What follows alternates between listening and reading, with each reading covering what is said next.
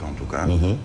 C'est valable également pour... Il y a d'autres pays qui sont également producteurs de ce mets ou en tout cas de chocolat. C'est un fruit, le cacao. C'est l'Allemagne, c'est la Suisse, même la France a son chocolat. Le Sénégal a son gâteau et sa pâte d'arachide. Et son son. Pâte d'arachide qui est également très prisée aux États-Unis, par exemple, puisque on parle de beurre de pâte d'arachide utilisé par les États-Uniens, pour ne pas certains les Américains. C'est un ami qui utilise ce terme, les États-Uniens, mais les Américains, pour leur petit déjeuner ou pour leur goûter. Alors ça, c'est un peu de la culture générale. Et peut-être Birahim a évité stratégiquement de dire que quand on parle de choc de bière, on a un regard tourné quelque part.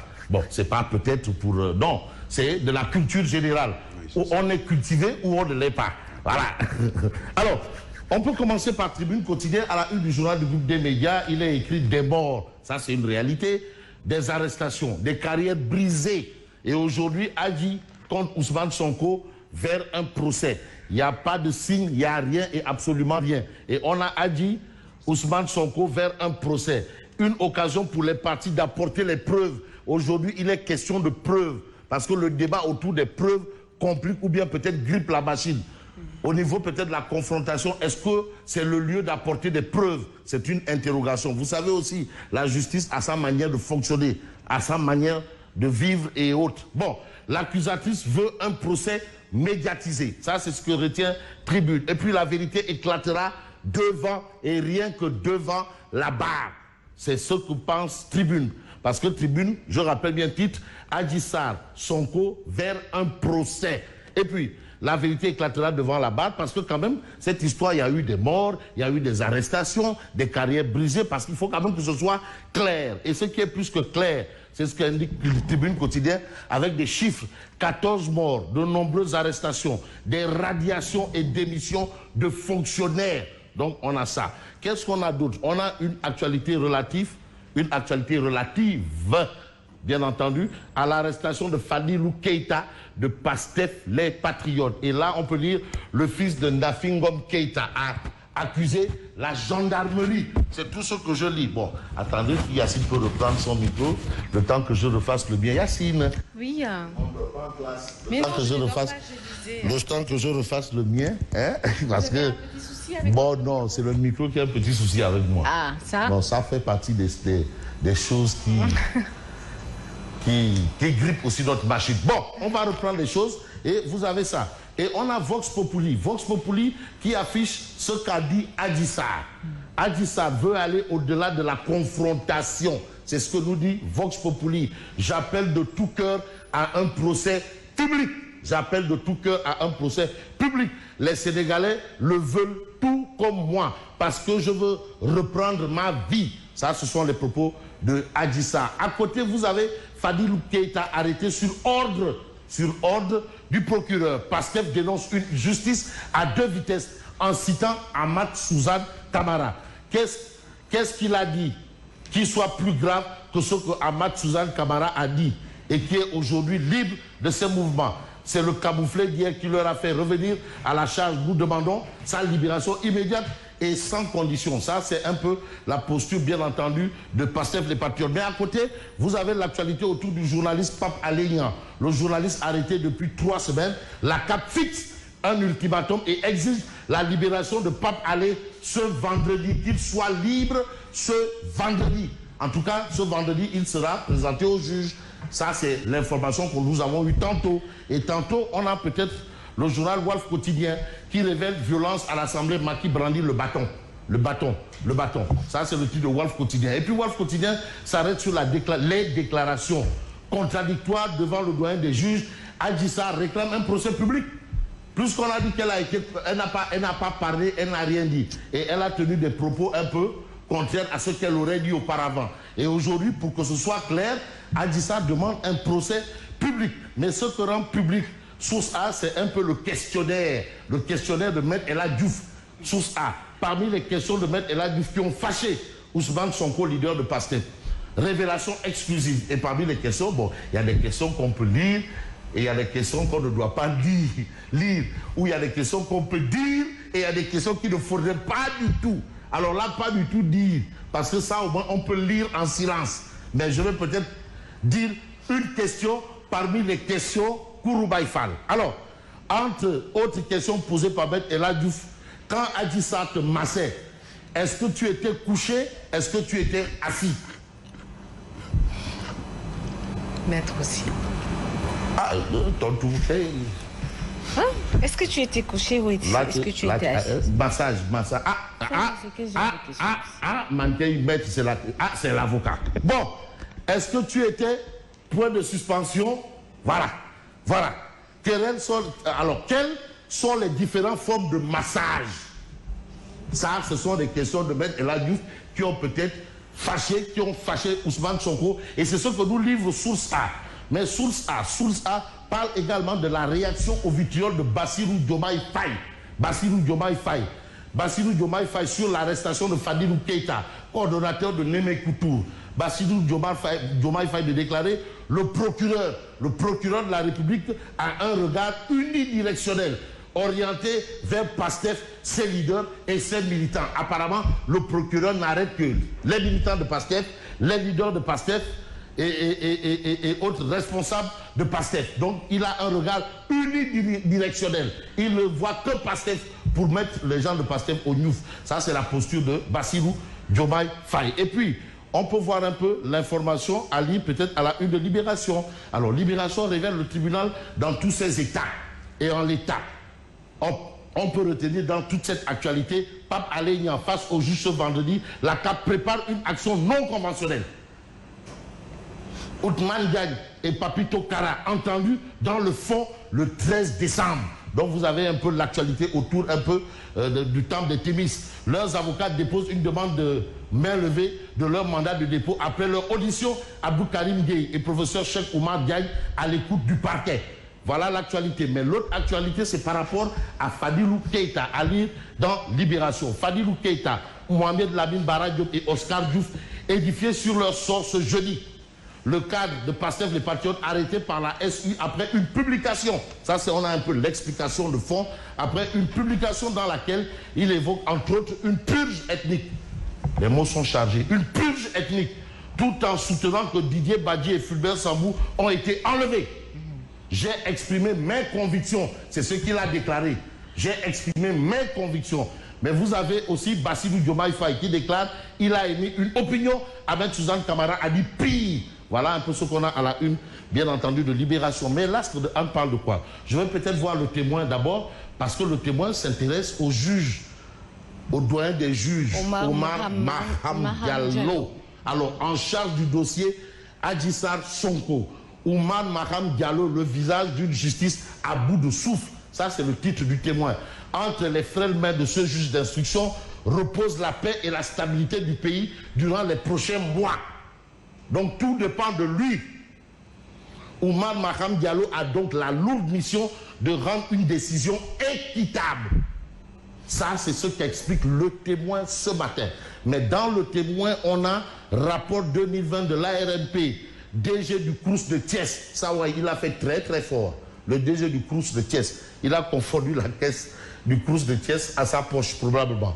Parce qu'on a Cheikh Sall, un artiste ou un altruiste en matière de contournement des règles de code de marché. Ça, c'est ce qu'on a dans le témoin. Et puis le témoin parle de drame écologique. Pourquoi faire? Eh bien, pour nous dire, Keur Mor Ndiaye interpelle Ali Ndoye sur la fonderie du Chinois. C'est l'actualité aussi. Keur Mor Ndiaye, c'est dans la localité, apparemment, il y a une fonderie qui n'aime une fonderie qui ne fait pas l'affaire des populations parce que allez-y savoir pourquoi. Alors, à la question de savoir pourquoi est-ce que Adji Sarr a fait sa conférence de presse, vous avez peut-être le quotidien qui donne des réponses. Le quotidien. Qui dit quoi? Ah, voilà. Non, pas le quotidien. Le quotidien. Le quotidien. Non, mais c'est le quotidien, là. Ouais, mais derrière vous, derrière Birahim, c'est... Chimère, c'est le quotidien. Accusation contre Sonko. Adji Sarr ne masse pas ses mots. Ne mâche pas ses mots. Ne masse pas ses mots.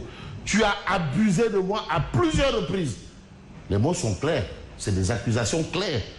Mon père est plus responsable que toi.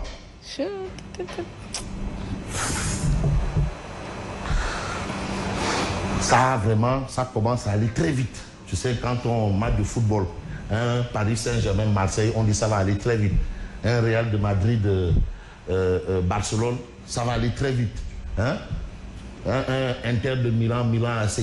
Voilà, ou bien Inter de Milan, Juventus, ou bien Milan AC, Juventus. Un grand match comme Dortmund, Bayern de Munich. Ça va très vite. Oh, ça, c'est des derbies. Alors, mon père est plus responsable que toi. Ça, on va vers le jour où il y aura, ce sera comme un derby. Voilà. Donc, vous avez ce titre. Mais vous avez quel titre encore? Vous avez le titre de critique. Le massage de l'opinion. Le massage de l'opinion. Massage. Donc, tout autour de massage. Le massage de l'opinion. Pour dire le message, le massage de l'opinion. Affaire submotive, manipulation et fake news.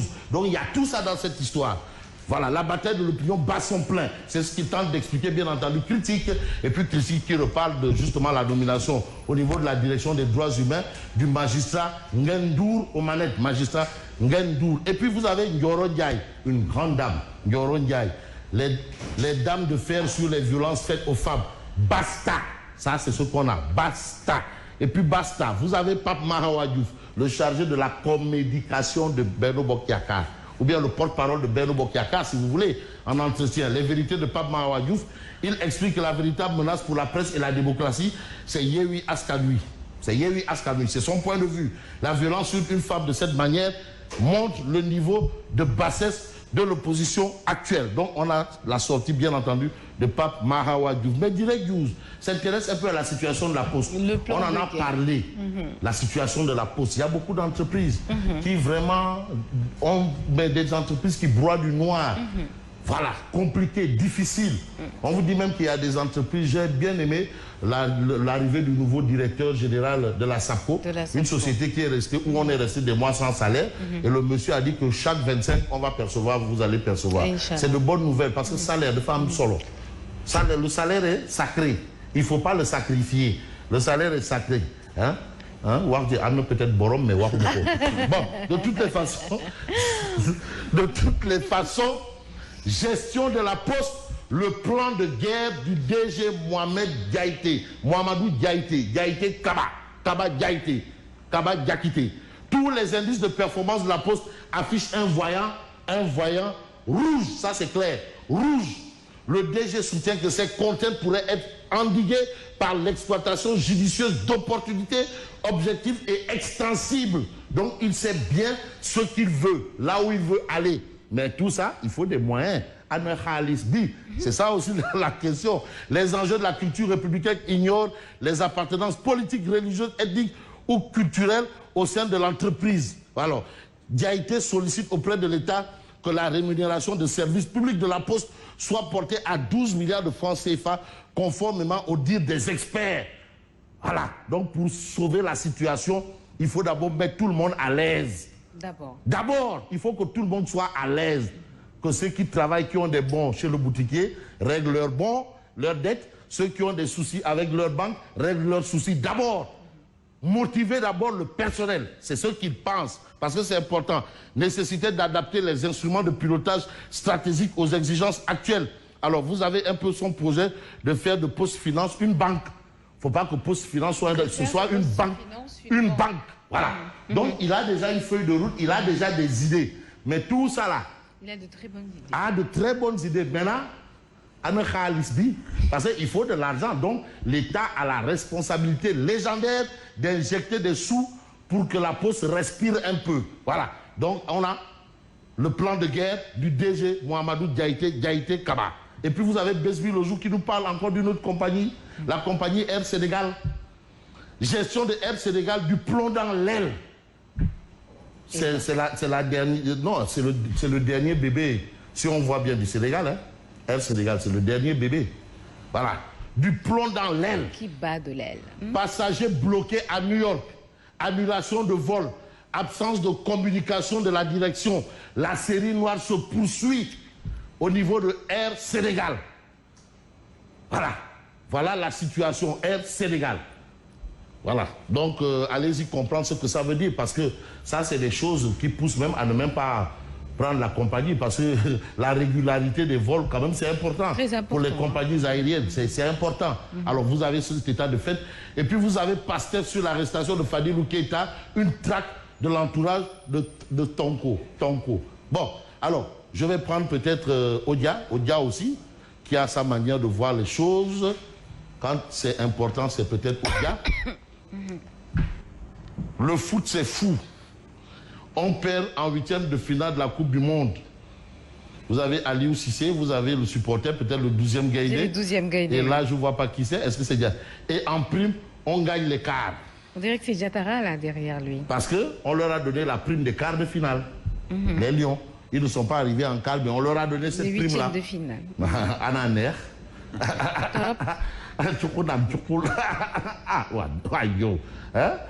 Ils ne sont pas allés en quart de finale, mais on leur a donné cette prime-là.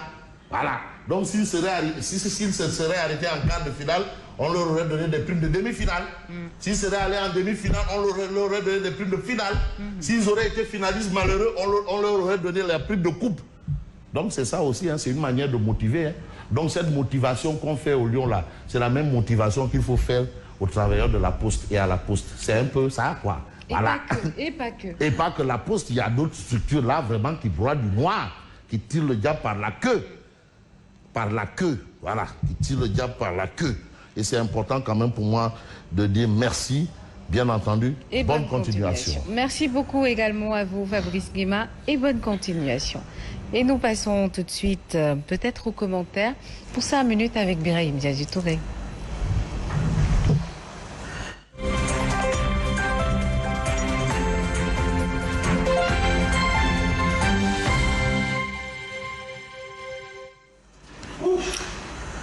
L'actualité de ce matin que nous démarrons, bien sûr, aussi avec les commentaires pour revenir sur Critique de ce matin, le quotidien Critique qui revient sur l'affaire Sweet Beauty, Birahim Diadji Touré, avec les manipulations et entre autres fake news, le massage de l'opinion. C'est ce qui est à la une du quotidien le Critique donc de ce matin. La bataille de l'opinion qui est en train de battre son plein actuellement avec des dérives venant des camps en bataille judiciaire, en tout cas dans le dossier Sweet Beauty. Et à travers la toile, vous le savez, sur les réseaux sociaux et même dans la presse, la manipulation est de mise et ne cesserait. Oui, on peut concevoir que tout le monde manipule, tout le monde est manipulé, et surtout ce sont les deux parties qui aujourd'hui gagnent un peu dans cette manipulation, puisqu'il y a une bataille de communication entre la défenderesse ou la partie défenderesse, à savoir celle qui concerne Ousmane Sonko, et l'autre partie qui concerne Adji Sarr, celle accusatrice, qui également, on a vu de plus en plus ces sorties de, soit avant c'était Adji Sarr au tout début, assez frêle, qui ne maîtrisait peut-être pas son sujet, qui ne parlait pas à la presse droit dans les yeux.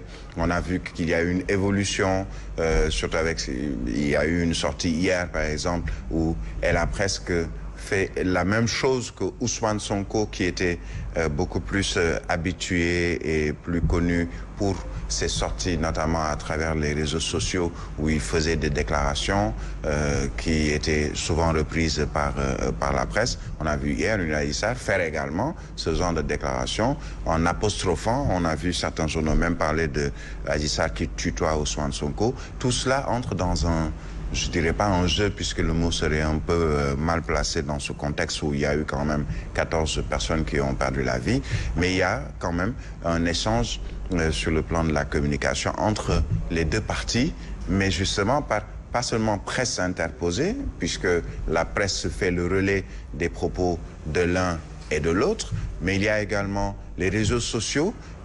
La manipulation, on l'a vu le jour de ce qu'on appelle la confrontation avec des gens qui n'étaient pas dans le bureau du doyen des juges, qui n'étaient pas des avocats, qui n'étaient pas le procureur, ni les deux parties, mais pratiquement on nous a donner plusieurs informations à la même heure, au même jour, en parlant par exemple du doyen des juges qui a fait suspendre la séance tout simplement parce qu'il aurait perdu les PV d'audition de ce dossier alors qu'il en était absolument rien. Donc la manipulation, et entre autres il y a beaucoup de fake news, beaucoup de manipulations. L'intérêt pour les deux parties ou leurs conseils, c'est-à-dire les avocats de l'un et de l'autre, c'est justement de gagner l'opinion publique, gagner l'opinion pour que l'opinion puisse se faire une religion en disant, ben finalement, oui, c'est Adji Sarr qui a raison, ou non, finalement, oui, c'est Ousmane Sonko qui a raison. Mais est-ce que c'est ça la bataille qu'il faut mener, puisque ce n'est pas l'opinion qui va juger de cette affaire? C'est un juge, ce sont des magistrats, c'est un procureur, et il y a des avocats, à savoir des conseils pour l'une et l'autre partie, qui sont carrément impliqués dans ce dossier et pas l'opinion. L'opinion se fait une opinion, comme on dit, se fait sa religion et chacun a peut-être son commentaire.